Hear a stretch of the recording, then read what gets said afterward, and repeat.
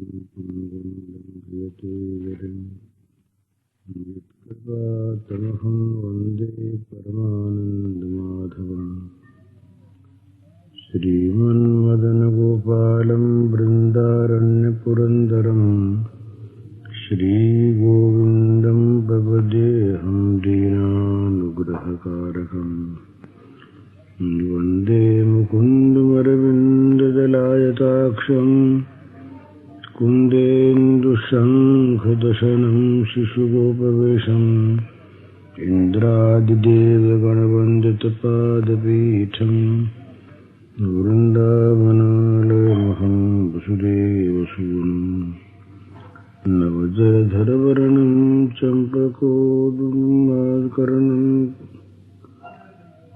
विकसितनलिनास्यं विस्फुरन्मन्दहास्यम् कनकचिदपूरं चारुबर्हावचूलं कुमुदनिकेशारं नौमि गोपीकुमारम् ब्रह्मादिजयसम्रूढा दर्पकन्दर्पदर्पः जयति श्रीपतिर्गोपी रासमण्डलमण्डितः। श्रीमद्भागवत के 10वें स्कंध में 5 अध्याय हैं 29 से 33 तक। इन 5 अध्यायों का नाम है रास पंचाध्यायी। इनमें भगवान की रास लीला का प्रसंग है और ये ऐसा भागवत के विद्वान लोग मानते हैं कि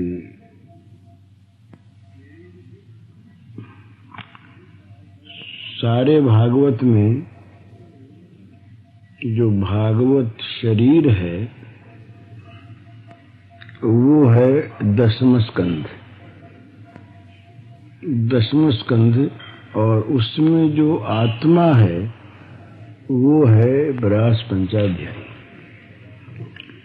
तो रास पंचाध्यायी को अगर भागवत में से निकाल दिया जाए तो भागवत आत्मा विहीन रह जाता है, ऐसा मानते हैं। तो रास पंचाध्यायी में भागवत में भगवान के जिन प्रेम रस का तत्व का वर्णन है उसका सार,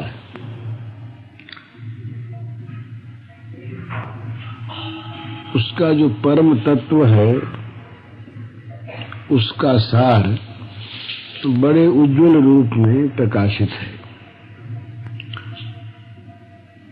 इसी को पंच प्राण भी कहते हैं। जैसे 5 प्राण होते हैं तो भागवत के पंच प्राण स्वरूप ये रास पंचाध्यायी है। लेकिन ये रास पंचाध्यायी है तो बड़े ऊंचे तत्व की चीज, परंतु इसमें वर्णन है श्रृंगार परक। इसलिए भगवान की दिव्य लीला का भाव न समझकर केवल बाहरी दृष्टि से देखने पर इसमें केवल श्रृंगार रस की बात दिखाई देती है और मनुष्य को भ्रम हो जाता। तो शायद इसीलिए सुखदेव जी ने सबसे पहले रास पंचाध्यायी के श्लोक में भगवान शब्द रखा। भगवान पितारात्रि शरदोत्फुल्ल मल्लिका वीक्ष्य रंतुम मनश्चक्रे योग माया मुपाश्रिता।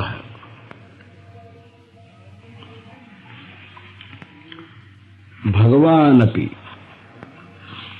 भगवान भी ऐसा कहा कि भगवान भी उन रात्रियों में, भगवान अपि शरदोत्फुल्ल मल्लिकाः ताः रात्रिः वीक्ष्य योग मायाम उपाश्रितः रंतुम मनश्चक्रे। सुखदेव जी ने कहा कि भगवान भी जिन रात्रियों में शारदीय मल्लिका पुष्प खिले हुए थे, उन रात्रियों को देखकर योग माया को प्रकट करके रमण करने का मन किया, संकल्प किया। तो इनमें सबसे पहला शब्द आया है भगवान। तो रास पंचाध्यायी की बात सुनने के पहले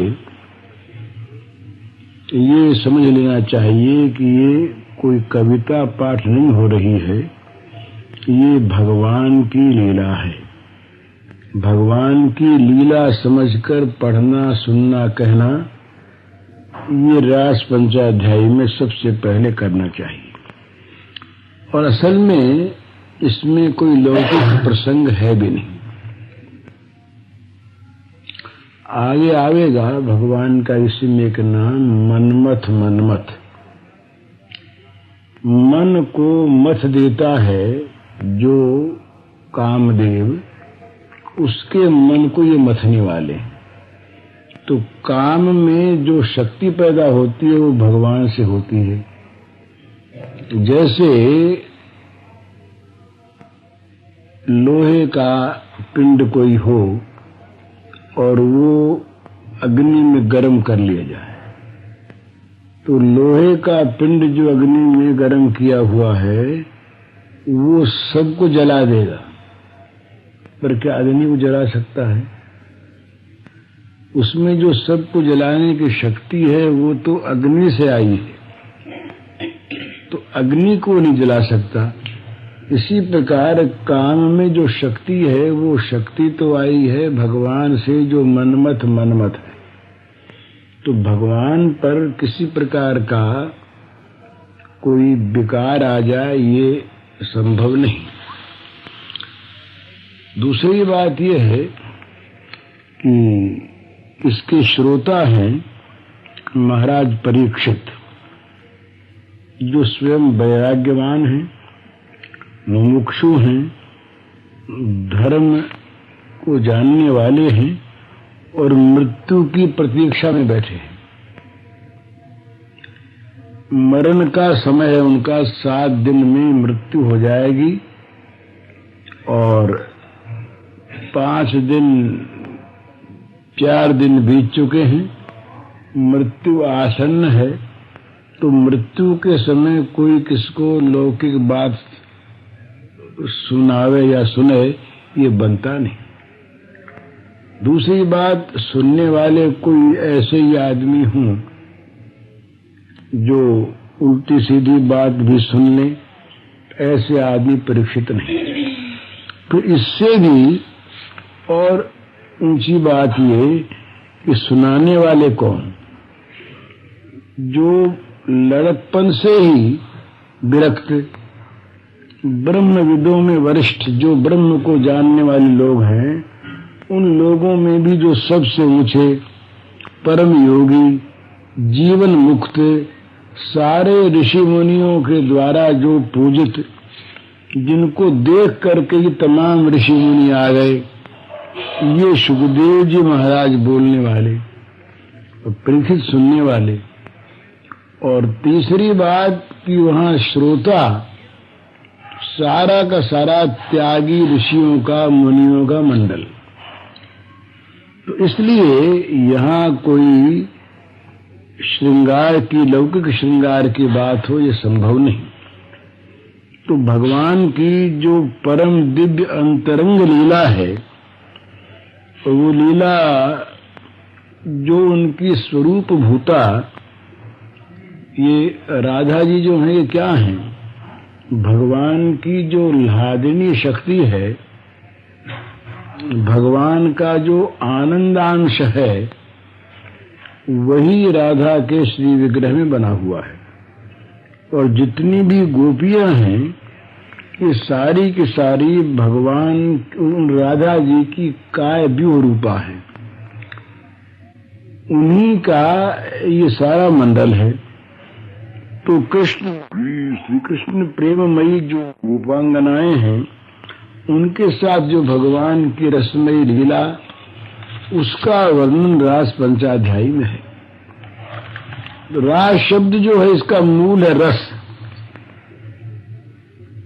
भगवान का उपनिषद में एक नाम आता है रसो वै सह। रस जो है ये स्वयं भगवान का नाम है। श्री कृष्ण ही स्वयं रस हैं। तो जिस एक दिव्य क्रीड़ा में एक ही रस अनेक रसों के रूप में होकर अनंत अनंत रस का रसास्वादन करे, अर्थात एक ही रस समूह के रूप में प्रकट होकर स्वयं ही आस्वाद आस्वादक, लीला धाम और विभिन्न आलंबन और उद्दीपन के रूप में क्रीड़ा करे, उसका नाम रास है।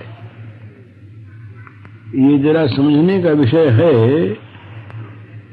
भगवान स्वयं ही तो इस रस का स्वाद लेने वाले हैं, वो स्वयं ही स्वाद है और स्वयं ही स्वाद की वस्तु हैं। आस्वाद, आस्वादक, आस्वाद्य, एक ही रस अनेक रूपों में प्रकट होकर और स्वयं ही अपने आप ही आलम्बन बनता है, अपने आप ही उद्दीपन बनता है, यूं बनकर जो क्रीड़ा करता है उसका नाम रास है। तो ये जो रास है ये भी लीला में भगवान का ही स्वरूप है। ये जो रास लीला है, क्रीड़ा, ये क्रीड़ा भी भगवान का ही स्वरूप है। तो भगवान की दिव्य लीला, जो भगवान का दिव्य धाम है, वहां तो नित्य निरंतर हुआ करती है, रास लीला ही चलती है। और भगवान की विशेष कृपा से कभी कभी ये सारा का सारा दिव्य धाम इस भूमंडल पर उतर जाता है। तो ये इस 12 कल्प में भगवान स्वयं जब यहाँ पधारे, माने भगवान के, श्री कृष्ण के जो प्राकट्य के प्रसंग हैं वो विभिन्न हैं। कभी भगवान विष्णु कृष्ण के अवतार के रूप में आते हैं, कभी कोई अंश भी कृष्ण के अवतार के रूप में आते हैं। और इस 12 कल्प में स्वयं भगवान अपने आप परात्पर जो परब्रह्म है, गोलोक निवासी, वे स्वयं पधारे हैं। तो जब ये स्वयं पधारते हैं तो इनके साथ साथ सारा मंडल पधारता है, सबका अवतरण होता है। तो ये पधारते हैं क्योंकि जब कोई इस तरह की परिस्थिति होती है, जैसे वेद की ऋचाओं ने, ऋषियों ने, दंडकारण्य के मुनियों ने इस प्रकार के वर प्राप्त कर लिए कि जिनके लिए स्वयं भगवान को पधार कर रास मंडल में रास करना आवश्यक हो गया। असुर मारण लीला ये तो भगवान के विष्णु अवतार का काम है। तो जब स्वयं भगवान आए तो विष्णु भगवान भी इनमें समा गए, वो नारायण भी समा गए, भगवान के शीतकेश कृष्ण भी, वो केश भी समा गए। तो सारे अवतारों के कार्य भगवान के द्वारा ही हो गए। तो ये भगवान स्वयं भूमंडल पर अवतीर्ण हुए और अवतीर्ण होकर के इन्होंने ये लीला की। तो इस रास पंचाध्यायी में मानवी भाषा में वर्णन है और वर्णन में वंशी ध्वनि है सबसे पहले। बंसी ध्वनि, इसके बाद गोपियों का अभिसार है। अभिसार कहते हैं वो कि भगवान का आवाहन मिलने पर, भगवान के मिलन के लिए जो चित्त में अत्यंत व्यग्रता उत्पन्न होती है और वो व्यग्रता सब कुछ भुला देती है, तो सब कुछ भूल कर भगवान से मिलने के लिए जो व्यग्र होकर दौड़ पड़ना है, उसका नाम अभिसार है। तो पहले भगवान की बंसी ध्वनि होती है, उसके बाद गोपियों का अभिसार होता है, गोपियां निकल पड़ती हैं, फिर भगवान श्री कृष्ण के साथ उनकी बातचीत होती है, दिव्य रमण है, फिर राधा जी के साथ भगवान श्री श्याम सुंदर का अंतर्धान है, फिर प्राकट्य है, फिर गोपियों के द्वारा दिए हुए वस्त्रासन पर भगवान का विराजना है, फिर गोपियों ने कूट प्रश्न किया है कि आप कौन हैं, उसका उत्तर है, फिर रास नृत्य है, क्रीड़ा है, जलकेली है, वन विहार है। उसके बाद सुखदेव और परीक्षित के प्रश्नोत्तर हैं, फिर इसकी समाप्ति है। ये इतने प्रसंग इसमें हैं। तो प्रसंग है ये मानवी भाषा में ही, पर ये मानवी क्रीड़ा नहीं है। तो एक बात तो पहले समझ लेने की है, राज पंचाध्यायी पर कुछ कहने से पहले इन चीजों को समझ लेना, जान लेना आवश्यक है कि भगवान का जो शरीर है ना, ये जड़ नहीं है। भागवत में आया है कि स्वेच्छामय से न तो भूतमय से कोपी, हमारे शरीर की भांति भगवान का शरीर जड़ नहीं है, अस्थि मज्जा मेद इत्यादि से ये बना हुआ नहीं है। ये असल में तो जड़ की सत्ता ही नहीं है। जड़ की सत्ता है ये होती है केवल जीव की दृष्टि में, भगवान की दृष्टि में जीव की सत्ता नहीं, जड़ की सत्ता नहीं। ये देह और ये देही है, इस प्रकार का जो भेद है, ये भेद भी प्रकृति के राज्य में होता है। भगवान प्रकृति से परे हैं। तो जो अपराकृत लोक है, अपराकृत लोक की प्रकृति भी वो अपराकृत है, चिन्मयी है। हमारे यहाँ जो प्रकृति, जिस प्रकृति से संसार का उदय होता है, संचालन होता है, इसमें 3 गुण रहते हैं, सत्व रज तम, और तीनों गुणों की लीला चलती है। भगवान के यहाँ, भगवान के दिव्य धाम में जो प्रकृति है, वो प्रकृति भी चिन्मय है, वहाँ सब कुछ चिन्मय है। वहाँ अचित की प्रतीति तो केवल भगवान की लीला सिद्धि के लिए होती है। तो इसलिए यूं कहना चाहिए कि जड़ राज्य में रहने वाला जो हमारा मस्तिष्क है, ये जब भगवान की अपराकृत लीलाओं के संबंध में विचार करने लगता है, तब वो अपनी पूर्व वासनाओं के अनुसार जड़ राज्य की धारणाओं को, कल्पनाओं को, क्रियाओं को देखकर वैसा ही आरोप करता है। समझ में शायद नहीं आई हुई बात हो, ये हम लोग रहते हैं जिस संसार में, इस संसार में जड़ प्रकृति का ही सारा काम है। तो बच्चा खा रहा है, हम देखेंगे कि ये बच्चा अन्न खा रहा है, अन्न दिखता है, प्राकृतिक अन्न खाना दिखता है। लेकिन यही चीज जब भगवान में होती है, तो भगवान खाने वाले इस बच्चे की तरह से नहीं है। वो अन्न ऐसा नहीं है, उसका खाना ऐसा नहीं है। ये तो भगवान की उस लीला के लिए अचित की, जो चित्त नहीं है, जड़ है, उस जड़ की प्रतीति होती है उस चेतन के विलास में। तो इसका शास्त्रीय नाम है चिद विलास में अचित की प्रतीति, लीला हेतु से। तो भगवान के रास में भी हम देखते हैं स्त्रियां आती हैं, स्त्रियों से भगवान बोलते हैं, स्पर्श करते हैं, उनसे बातचीत होती है, छिप जाते हैं, उदय हो जाते हैं, जल केली होती है, क्रीड़ा होती है। तो हमारी धारणा में, हमारे मस्तिष्क में ये जड़ राज्य बैठा हुआ है।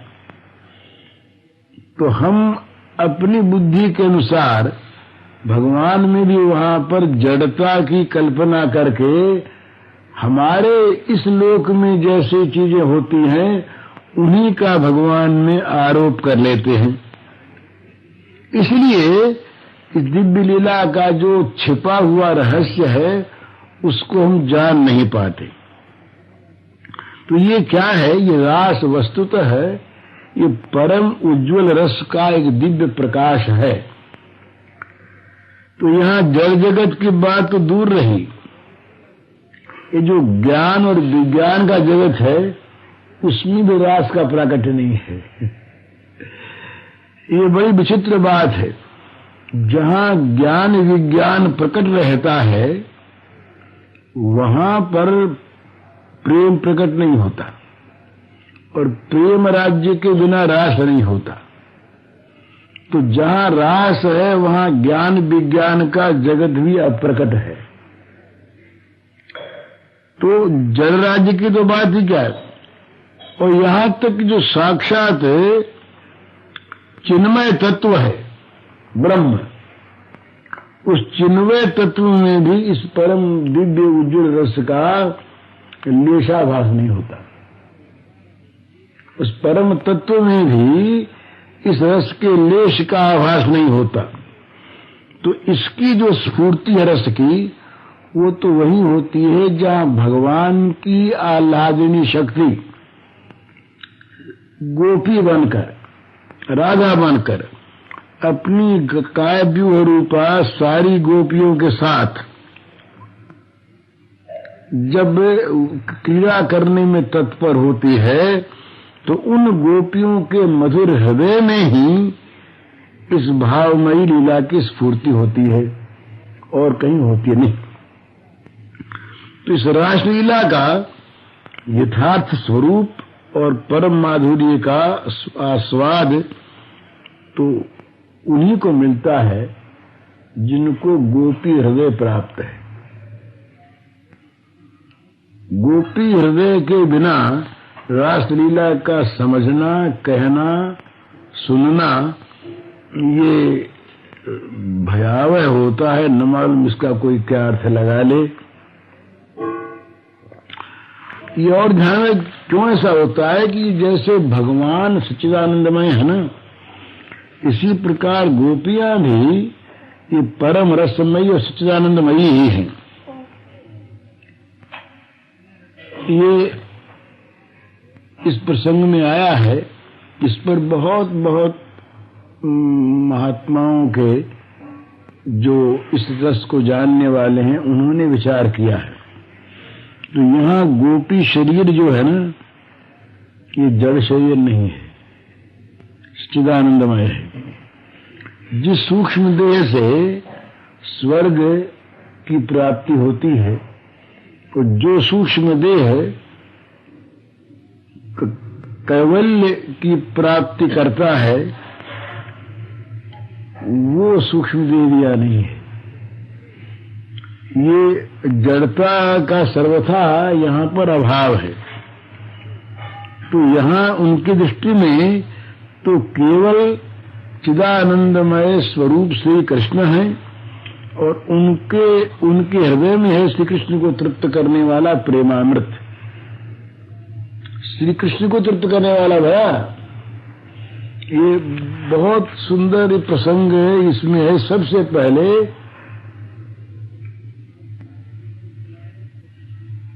रंतुम मनश्चक्रे, भगवान ने रमन की इच्छा की, तो भगवान की इच्छा को पूर्ण करना है यहाँ पर गोपियों को। गोपियों की इच्छा भगवान पूर्ण नहीं कर रहे हैं, भगवान की इच्छा पूर्ण करना है श्री गोपांगनाओं को। तो यहाँ क्या चीज है? उनकी दृष्टि में है सच्चिदानंदमय श्री कृष्ण, और उनके हृदय में है श्री कृष्ण को तृप्त करने वाला प्रेमामृत।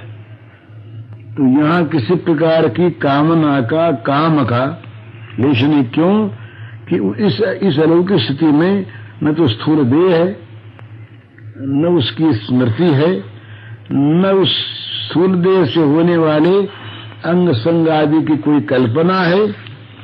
तो यहाँ पर जो कुछ है ये भगवान का विशुद्ध अनुराग रस का प्राकट्य है। तो जिन लोगों ने गोपियों को पहचाना है, जिन लोगों ने गोपियों की चरण धूलि का स्पर्श प्राप्त करने का अवसर पाया है, वही लोग इस रहस्य को जानते हैं। यहाँ तक आया है कि ब्रह्मा जी, शंकर जी, उद्धव, नारद, अर्जुन, ये सब के सब कोई महान देवता हैं, कोई सिद्ध पुरुष हैं, कोई भगवान के बड़े ऊंचे भक्त हैं। इन लोगों ने इस रहस्य को जानने की इच्छा की, तो इन लोगों ने उपासना की, गोपियों की उपासना की। ये कथा पद्म पुराण में आती। गोपियों की उपासना करने पर भगवान के चरणों में उपस्थित होकर इस रस को देखने की इन लोगों को जब आज्ञा मिली, वरदान मिला, तब ये इस रस को जान सके। तो गोपियों के दिव्य भाव को साधारण स्त्री पुरुषों के भाव जैसा मानना, ये ऐसा माना है गोपियों के प्रति और भगवान के प्रति अपराध माना गया है। ये गोपियों की इस रास लीला को साधारण नर नारियों की क्रीड़ा के समान मानना, इसको अपराध माना है। और इसीलिए ऐसा कहा गया है कि रास पंचाध्यायी का श्रवण मनन वो करे, अध्ययन वो करे जो इस अप्राकृतिक दिव्य धाम में विश्वास रखता हो और इसी भावना से इसको सुनना कहना चाहता हो। नहीं तो सुनने वाले को और कहने वाले को दोनों को पाप होगा, ऐसा वर्णन होता है। इसलिए रास जब हुआ तो परीक्षित तक को संदेह हो गया। परीक्षित तक ने रास पंचाध्यायी के अंत में ये प्रश्न कर लिया कि भगवान ने ये क्यों किया? वो तो धर्म की रक्षा के लिए उत्पन्न हुए थे। तो सुखदेव जी ने प्रसंग बंद कर दिया वहीं पर, केवल उसका उत्तर देकर कि भाई भगवान की बात दूसरे आदमी नहीं सोच सकते। अग्नि सबको खा जाती है पर अग्नि पर किसी का स्पर्श नहीं होता। भगवान शंकर ने हलाल पी लिया, सब नहीं पी सकते। और तीसरी बात एक और कही कि भगवान के संबंध में पहले जानना है भगवान कौन है। गोपियों के पतियों के आत्मा कौन है? भगवान है। तो तुम इस पर संदेह मत करो। इस पंचाध्यायी को जो कोई सुनेगा, समझेगा भाव से, उसके हृदय रोग का नाश हो जाएगा। ये फल बता दिया, बंद कर दिया, कथा बंद कर दिया। तो इसलिए परीक्षित सरीखे लोगों के मन में भी ये प्राकृत राज्य की बात आ जाती है। तो ये पहले समझ लेना। तो भगवान का जो शरीर है ना, हम लोगों का शरीर है, उसमें क्या चीज है? हम लोगों के शरीर में तीन चीज है। एक तो ये बना है कर्म से, स्वेच्छाकृत नहीं है। दूसरे इसमें धातु है, पांच भौतिक है। तीसरे ये जन्म और मरने वाला है। मने पांच भौतिक है, कर्म जनित है और बनने बिगड़ने वाला है। भगवान का देह ऐसा नहीं है, वो चिदानंद घन है, पांच भौतिक नहीं। वो नित्य है, अपनी इच्छा से बना हुआ, स्वेच्छामयस्य न तो भूतमयस्य कोपी। भागवत में आया, चिदानंदमय देह तुम्हारी, विगत विकार जानो अधिकारी, रामायण में आया। तो ये सच्चिदानंदमय है, ये पांच भौतिक नहीं। एक बात, ये जन्मने मरने वाला नहीं,